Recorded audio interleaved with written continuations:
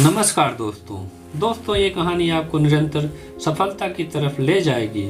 तो आपका ज़्यादा समय ना लेते हुए कहानी को शुरू करते हैं। लेकिन उससे पहले अगर आप हमारे चैनल पर पहली बार आए हैं तो मेरे चैनल को लाइक कीजिए, सब्सक्राइब कीजिए और अपने दोस्तों में शेयर कीजिए।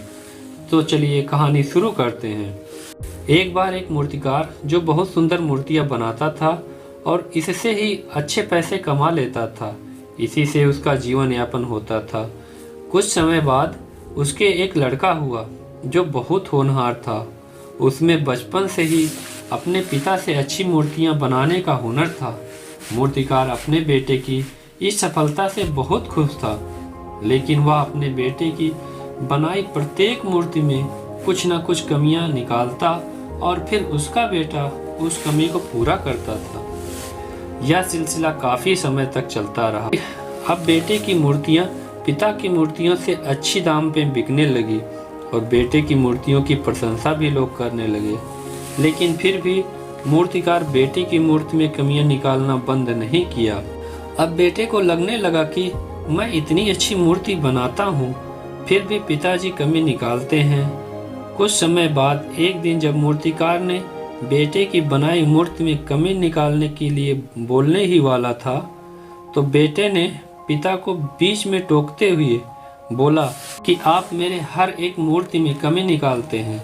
अगर आप मुझसे अच्छे मूर्तिकार होते तो आपकी भी मूर्तियां मेरी मूर्तियों से अधिक दाम पर बिकती।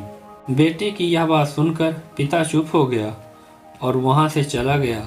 कुछ समय बीतने के बाद अब उस लड़के की मूर्तियों की प्रशंसा भी कम होने लगी और उनकी मांग भी कम होने लगी और दाम भी अच्छे नहीं मिलते थे।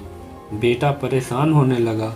उसे कुछ समझ में नहीं आ रहा था। फिर उसे अपने पिता की बात याद आ गई और वह अपने पिता के पास गया और पिता से बोला कि आप मुझे माफ़ कर दीजिए, मैंने आपका अपमान किया है।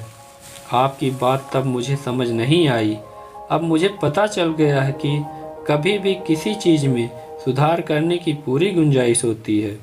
दोस्तों, इस कहानी का उद्देश्य यही है कि हमें असंतुष्ट होना सीखना चाहिए। जब तक हम असंतुष्ट नहीं होंगे तब तक किसी भी चीज़ में सुधार नहीं कर सकते। लोग हमसे हमेशा नई चीज़ की उम्मीद करते हैं, इसलिए हमें किसी भी आलोचनाओं से नहीं घबराना चाहिए, बल्कि उनसे सीख लेनी चाहिए। दोस्तों, आपको यह ज़बरदस्त मोटिवेशन कहानी कैसी लगी हमें कमेंट बॉक्स में ज़रूर बताएं। आप सभी का कहानी सुनने के लिए धन्यवाद।